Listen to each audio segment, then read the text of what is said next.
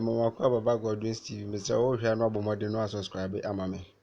Former President John Dramani Mahama Edin Samaba Tuja FA 2020 about to results now they acquire court. The reason T and I sent the court and any.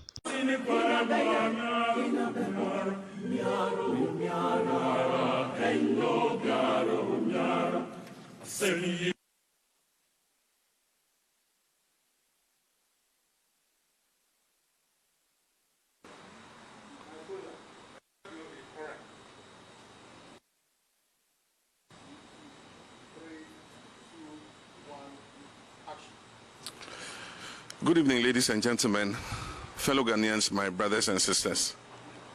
Let me begin by wishing you all Merry Christmas and a prosperous New Year. I'm speaking to you, my countrymen and women, today because I'd like to address a few of the issues that have come up since December 7th, following the election.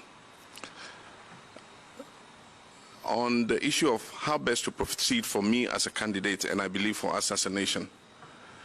Increasingly, many of us who are attempting to understand how the Electoral Commission arrived at the results of this last election are being advised to forgo the issue in the interest of peace. We're being reminded that Ghanaians are a peace-loving people, and Ghana, unlike many other nations on our dear continent of Africa, has not succumbed to war or been plagued with violence. As a former president of the Republic of Ghana, a country that I love dearly, I'm here to assure you that I know what it is to act in the interest of peace. I've always done so without reservation or hesitation. I know what it is to contest an election and to have the good people of this country choose my opponent to serve as their next president. I know what it is to concede. I have done so before. In 2016, when the election was not called in my favor, I conceded. I conceded in a congratulatory call to my opponent, and then not long after that, I conceded in a public address to the good people of Ghana. I conceded not simply in the interest of peace and democracy, but because I respect the will of the people. I did then, and I still do now. So when I say that I will not concede this election, please know that I'm not taking this decision lightly. Understand that it's not because of a desire for power, but because of a dedication to principle and a commitment to democracy. Based on the irregular and inconsistent results that were reported, I have reason to doubt that this election was not free, fair, or transparent. And without those fundamental pillars in place, how can any of us be sure that the results announced truly represent the will of the people? My brothers and sisters, I stand here today to remind you that Ghana is a peaceful nation, precisely because Ghanaians have always stood on principle. We've always fought for our democracy. Our forefathers and foremothers have always understood that without this basic foundation, whatever peace exists in our country will not be lasting. Whatever liberation we have as the architects of our collective future will soon be lost.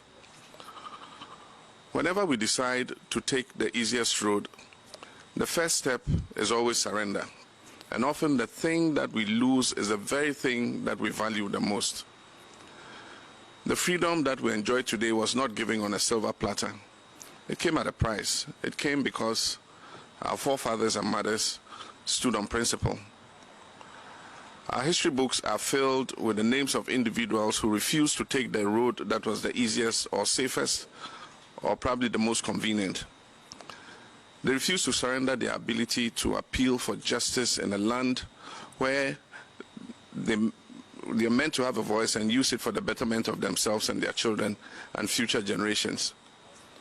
All who fought for independence stood on principle to demand the sovereignty of this land that belongs to us, the people of Ghana. Indeed, Dr. Kwame Nkrumah once said, "Those who will judge us merely by the heights we have achieved will do well to remember the depths from which we started." There are many of you who are listening to me this evening who have spent your entire lives knowing only democracy.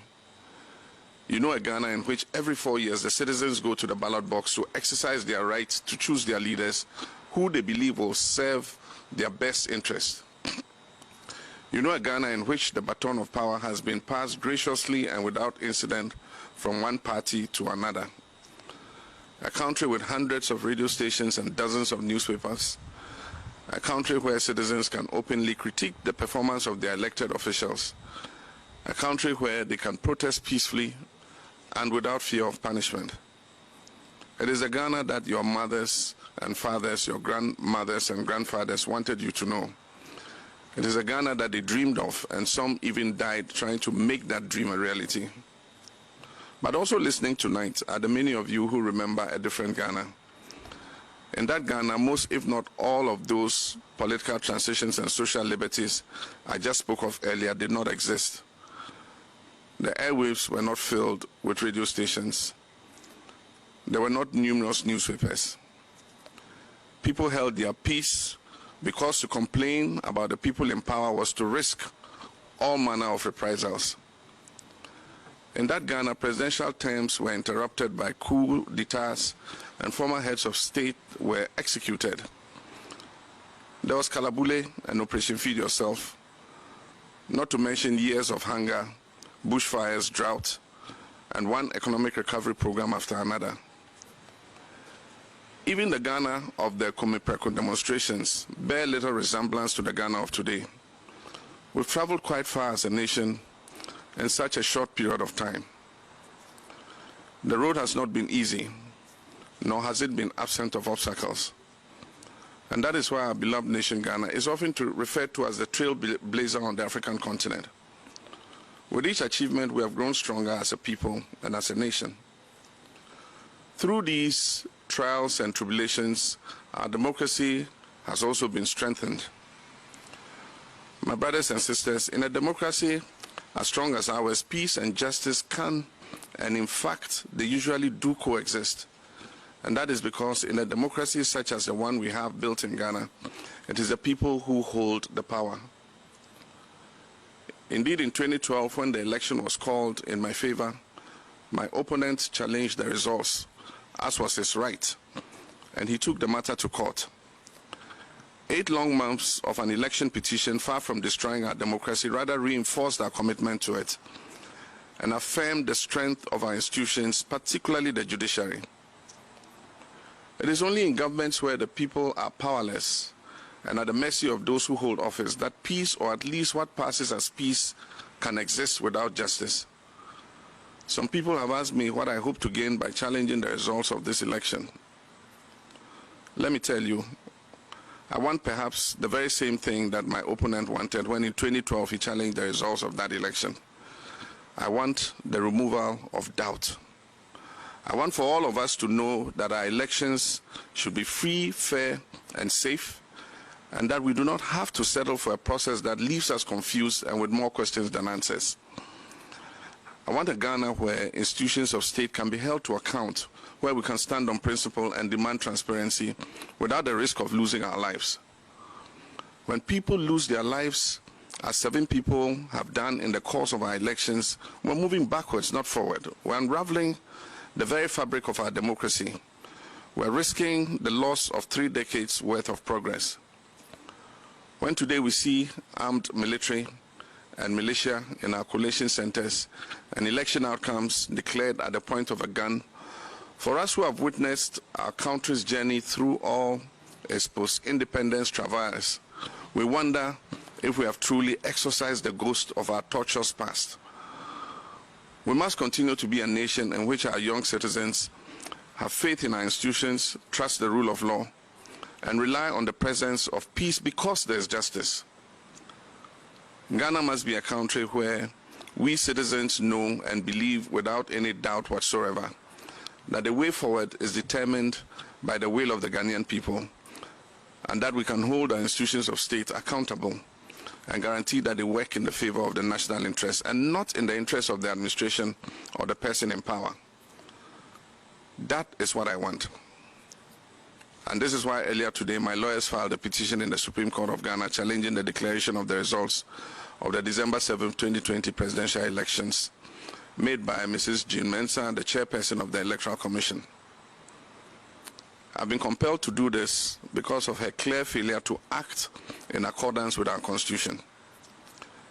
I thank you for your kind attention. May your new year be one of good health and prosperity. May God bless each of you, and may God continue to bless our homeland, Ghana.